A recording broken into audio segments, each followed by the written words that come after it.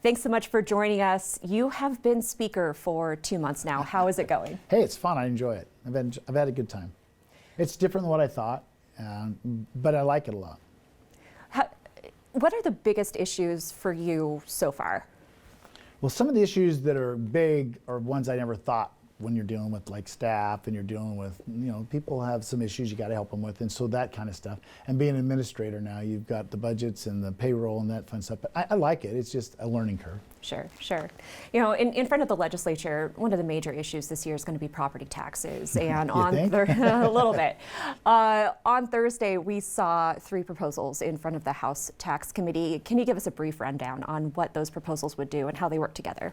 Okay, the first one was by Senator Groh, and his bill takes the $120 million that the governor's offered us, which is 4.5% of the sales tax, and he distributes it back to homeowners. So people who have homeowners exemptions would get the money. The second bill was by Representative Skog, and his just increases the homeowners exemption, runs it up and indexes it, so it gets an index on it.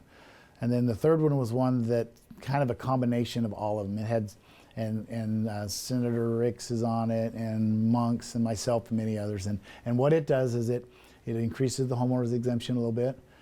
It provides tax relief by taking the money the governor offers and putting in some other funds to make it a $300 million pot of money. And then that pot of money is distributed back to the school districts based on ADA. It's a little more complicated than the other two. And then ADA meaning average daily attendance. Average daily attendance to the school. So the school, the brick and mortar buildings with children would get how many of our ADA we have, we'll divide it by that $300 million bucks and then send it back to each student, their proportionate share. And the districts then have to use it for limited amount of things, limited items. One, they can use it to pay off their school bonds if they have a bond payment. So the property taxpayers that given year, this would help lower that payment. If there's money after making those bond payments, then they have to use it to lower the supplementals. So if they have supplemental payments, they have to use that money for that. Again, property tax relief on both. And then thirdly, if they don't have any bonds or supplementals, they can use it for health and safety issues in a school, or they can put it in a bank account and save it for future school needs, building a building or a new roof or something else. So it kind of flows through. The idea being that we know that we have an issue with our school facilities across the state, and this provides property tax while providing general fund money and property tax relief, but general fund money too to help with the school issues. It has other things in it though. Like I said, it increases the homeowners exemption. It takes away the 2 dates that bonds are passed right now, 2 of the 4. Right now bonds can be passed and supplementals in March, May, August, and November, and it consolidates those to May and November. There's been a lot of concern with the taxpayers that sometimes the end of August is not the best time to have an election, and they're not there. So it does away with those 2 dates. It also fixes some of the issues with the circuit breaker, increases that so our friends that were pushed off by the last bill can get back on the circuit breaker to help our low income elderly. And then, like I said, it does increase the homeowners exemption a little bit. So it's got a lot of stuff in it, kind of a combination of the others plus. There was a concern a couple years ago that House Bill 389 combined too many topics in one bill. Are you going to run to that same issue this year with this proposal? I hope not. When you're talking about property taxes or any bill, when you keep it single subject, that works for some and not others. So we're trying to find a bill, like with 389, that had something for everybody to love and something for everybody to hate.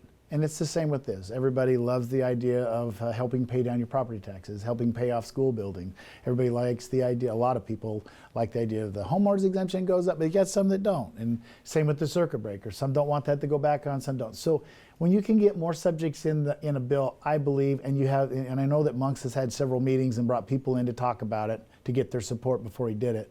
And I'm sure that some don't support it or wait to see what happens.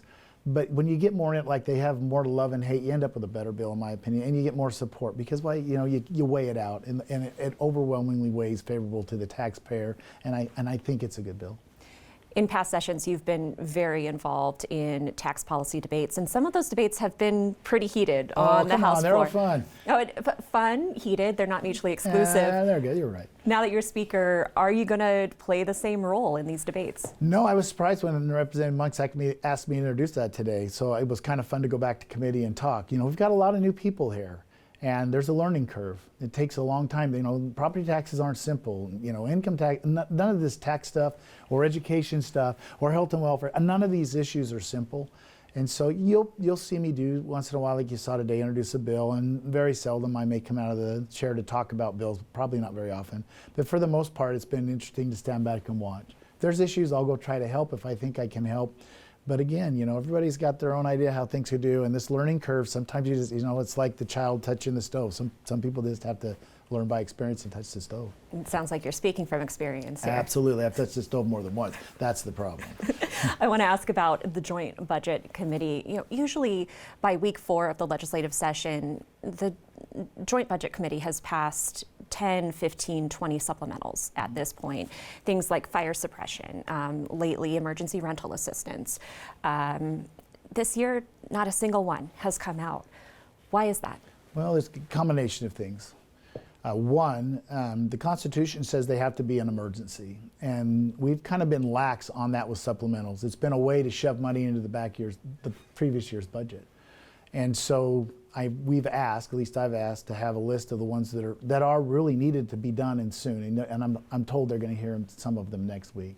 And then to take the other ones that aren't emergencies, that we've played this game by using supplementals as an excuse to do things and shove into the back year's budget, and pull them aside and look at them a little separately or put them in this year's budget. One of the concerns with doing that, though, is that it'll make this year's budget look higher than some may want it to see. But the actuality is we're spending the money. Will we hide it last year, or do we do the right thing going forward and be full disclosure and honest about what we're doing?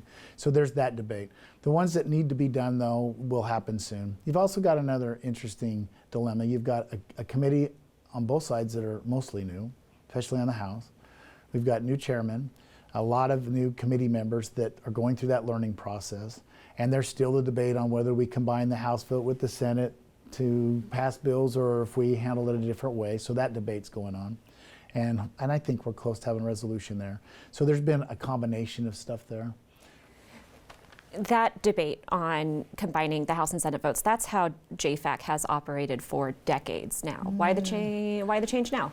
It makes it tough. Imagine if you're a senator, we'll use the Senate side, and the House passes a budget and you had one senator that voted with the House members to send that budget to the floor, and you got to carry it on the floor. That's a tough row to haul, because your whole committee but one member said this isn't what we want to do. And you saw it about, I think, 3 times last year. It doesn't happen very often. But my concern is when those bills come out of that committee, if you saw last year in the House, we had some problems. We killed some bills. There were some issues. And I would much rather have that debate as Speaker, have that debate happen in that committee than on the floor. The other thing you've got to remember is we call it JFAC, but it's the Finance Committee and the Appropriations Committee. The Finance is the Senate, the Appropriation is the House. They're 2 separate committees. And I hate the thought that we would give one the advantage over the other. That's a concern. And it's a big concern with my chairwoman. So, you know, Wendy and I have talked, and we've talked with the Senate. I just came from a meeting with them here a little while ago. We're trying to find a path forward, and we'll find a path forward. You know, it's one of those issues that, you know, you go back and forth, and we'll find a solution. I don't know what it is yet. I thought we were close, and today we had a little hiccup, but we'll get there. We'll figure out a path, and we'll get it done. But when it comes to supplementals, I again want to remind people that, you know, they're supposed to be in emergencies, and I don't like that sometimes we in the legislature play games with supplementals and transfers. It's not. I'd rather be more open and transparent. I don't want to play the games. I want to be honest so the taxpayers can see what's going on. Can you give me an example of supplementals that you don't think are emergencies? I can once I get the list. They told me the earlier day there was about 8 of them that needed to happen soon. The rest were okay to be put in the budgets or happen later. So I wish I had the list and I could do that, but I apologize. I don't have that list. You know, there is a proposal in front of the House State Affairs Committee right now. Let me back up. I can give you one that comes to mind, and you brought it up when you talked about fire suppression. The money's there for fire suppression for what's happened. Remember, those bills come a year later. So to have a supplemental to hurry and shove money in a fire account, it doesn't have to happen now. It can happen at the end of the year. It's not going to affect anything. I apologize. I was trying to think of one when you're talking, Melissa. Go ahead. Well, Idaho's constitutionally required to pay its bills. Is there a concern that that's not going to happen if... No, we'll get it done. There's no way. The one thing the legislature has to do is pass the budgets. Nothing else, you know, we can go home without doing anything else. We have to pass the budgets, and we all understand that. The debate, though, becomes getting the right numbers and the right things in the right place to get them through. And you know how they play around with intent language, and you see the games we're playing right now with supplementals and transfers. And, you know, let's be honest with the taxpayers. Let's show them what's really going on. Let's be transparent. We'll all be better off for it. And that's kind of the process you're seeing going on. There's a proposal in front of the State Affairs Committee to do away with the Joint Legislative Oversight Committee and put the Office of Performance Evaluations directly under the Legislative Council. This OPE has operated under JLOC for 30 years now. Why this proposal now? I think there's been a concern of the process. You've got a lot of members that would like to have their ideas heard, and they don't get heard. And you got to go to the process of lobbying the committee and trying to get the support to get your idea heard. And we've almost weaponized OPE and JLOC. The proposal that you see there doesn't end OPE. It just says JLOC's not going to choose the Legislative Council, which is a mostly split committee anyways. It's pretty close to the same. And I think the reason that Representative Blanksmith is going down the road is to try to unweaponize it. It's kind of been used as a weapon in the past, and that's not the intention. Well, I'll give you an example. If somebody passes the bill and somebody doesn't like it, they'll go out and get OPE to do a study that says they did this, that, or wrong. There's been real concern with some of the members too that the committee reports have not been totally neutral. Some of them, they're almost like they're biased. I've had members come in with concerns about that. So I think it's a way to make it more open process, but to also make sure that OPE's doing what it's supposed to be doing, and that is, finding out answers and solutions to problems, and not being used as a weapon by one party or the other to come up with some excuse to do this, that, or the other. So it'll work out. I think that we'll see how that bill goes. I don't know where the Senate's at on that. I think it's got support in the House because there's a lot of House members that have had ideas that never got raised to the pile, on the top of the pile. So we'll see what happens. The Senate has filled its 2 Joint Legislative Oversight Committee openings. The House hasn't yet. And JLOC can't hear one of the OPE reports on skilled providers. They tell me about it often. So are you going to fill those 2 vacancies while this bill is pending? Well, I'm going to wait and see what happens with the bill. It's not a hurry. Don't have to hurry. We're going to be here another month or 2, so I'm taking my time to make sure I don't mess something up, and we'll see what happens with that bill and what my other leadership members think and how we proceed. But right now, no, wait a while. We got time. We've got plenty of time. How much time do you think you have on this? I think we have till the end of March. Hopefully we're out of here on the 24th. My biggest concern, though, is the budgets. We've got to pass the budgets. The rest of it, we can control to get out of here. It's the budgets that worry me. One of the things that your caucus and the Senate caucus, a lot of members really want to see legislation either on education savings accounts or similar proposals, voucher-like proposals. Where are you on those proposals? Oh, I'm okay with the money following the student, always have. The problem's the devil in the details. And there's a lot of bills out there, and I've actually visited with our chairman this week. We need to get those introduced so that people can start talking about them and try to find a solution. When you've got that many bills out there, the best thing is to get all the ideas on the table, and then everybody can sit down and find out what works best. And that's the issue you have, is that those bills haven't been introduced. They're still in the works, and we need them where the public can see them and other legislators. And I think once that happens, it should move faster once people can see what everybody's ideas are, because there's a lot of different ideas. There's several bills out there on that issue. You've said a few times now that the only thing that you have to do is pass the budgets and get home, but there are a lot of concerns. Property tax is obviously a big one for you and a ton of constituents. Education, transportation, we haven't even touched. Are there any issues that are must get done bills? For me? For you? A couple of them. You've got to figure out what to do on the water issue in the Eastern Snake Plain. And I hate to say that. I sound like, anyways, that we wouldn't have a session without water, and I do not want us to shut down hundreds of thousands of farm acres in the Eastern Snake Plain. But that water issue comes to Treasure Valley too, and in northern Idaho. And so I hope that as we address that issue, we figure out a path that everybody's happy with. The Medicaid stuff, I'm still concerned about. We really haven't done anything that sent a letter that said, we got to keep it, but there's a problem, we got to figure it out. I mean, we need to find some kind of solutions there. I don't know what those solutions are, but something has to happen there. One issue that really is dear to my heart is a bill that the governor vetoed last year in regards to judges. Our founding fathers debated on whether judges should be appointed by the governor and then confirmed by the Senate, or whether they should be elected. And they overwhelmingly said, we want them to be elected. And we've kind of gone away from that with the Judicial Council. We have a Judicial Council that's controlled by the Chief Justice of the court. They choose who the governor gets to look at. They can send him 2 to 4 names. He has no choice. In my opinion, that part where he has to choose is unconstitutional. So I hope that we can find a solution to that. We've been working with Senator Abby Lee and others, and with the courts and others, to try to find a solution. There was a task force, and they've got an idea out there. I'm not totally happy with it, but somehow we've got to get a resolution to that. The judges are the third branch of government, and we need to make sure that those judges go before the electorate, that everybody up and up straight knows who they are, and quit playing this game of retiring early, so that the Judicial Council can pick their hand-picked person to be in the judiciary. I just have a problem with that, knowing the history in our state. And so we'll see how that goes, but that's one that Mike Moyle would really like to see get fixed before the end of the session.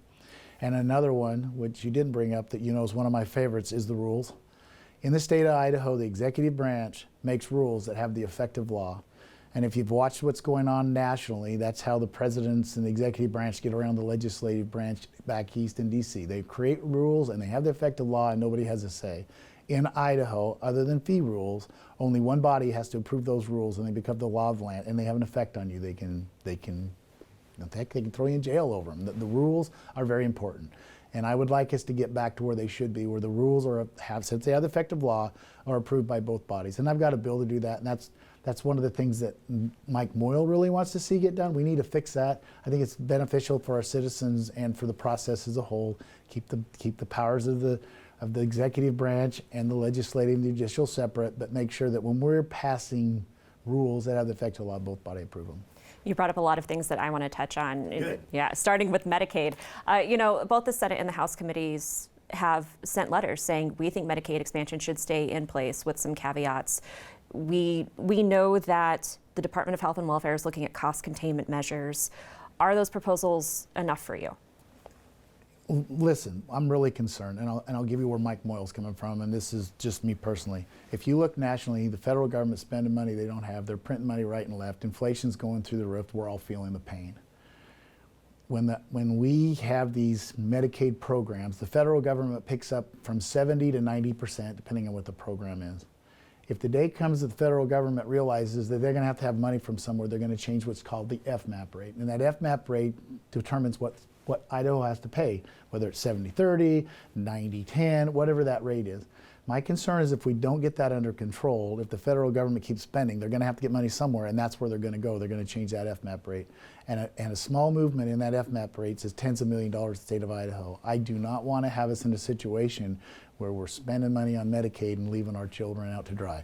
Those FMAP rates are... School to me are more important than that. So we've got to get the spending on Medicaid under control. FMAP rates are in code, and they are very, very difficult to change, especially with a split Congress like we have now. And some of them are in code, and I'm told some aren't. I don't know what they're all different. If you notice right now too, they're going down. During COVID, they went up and now they stepped down this year as back to where they were, the 90-10 under expansion. 90-10 and 70-30, I think, on the others.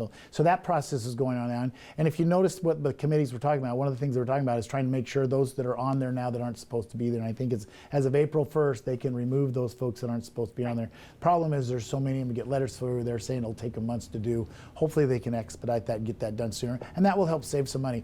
But somebody has got to delve into this animal of Medicaid and figure out how we can control it so that it doesn't eat us alive. It's, that budget is blowing up, and it's going to be a problem because, like I said, eventually, if that doesn't get under control, it's going to have effect on everything else. I also wanted to ask you about what you said about the Judicial Council. And full disclosure, my husband works for the courts, but you mentioned... Good for him. That's a good job, I'll bet. Yeah.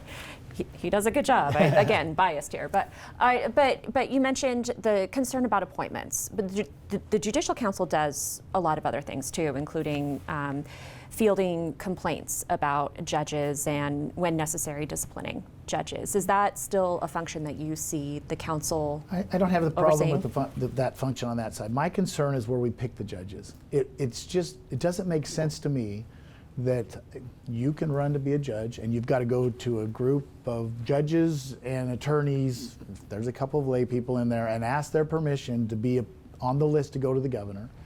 Other people can send in nasty grams about how terrible you are or anything else. You don't get to know who they are. They don't know what they get to say. Everybody else gets to read them, but you don't.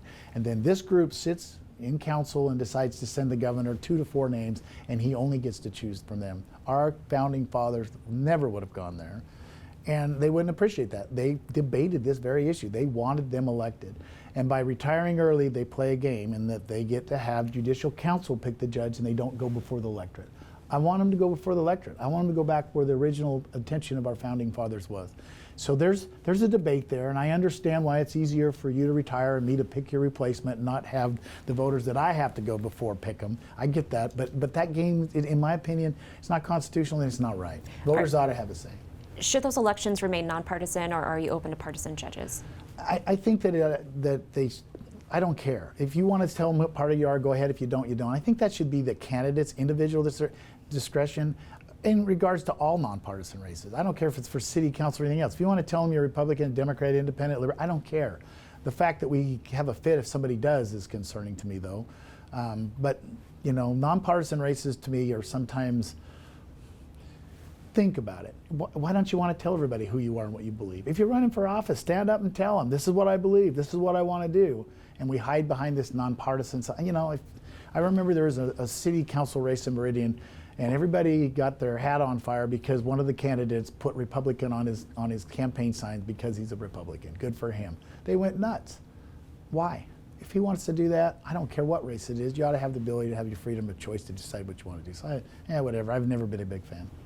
One more issue that you brought up, the administrative rules. This has been something that has bugged you for years. It has. Is this something that you're close to a resolution on with the Senate? Well, the Senate's a moving target.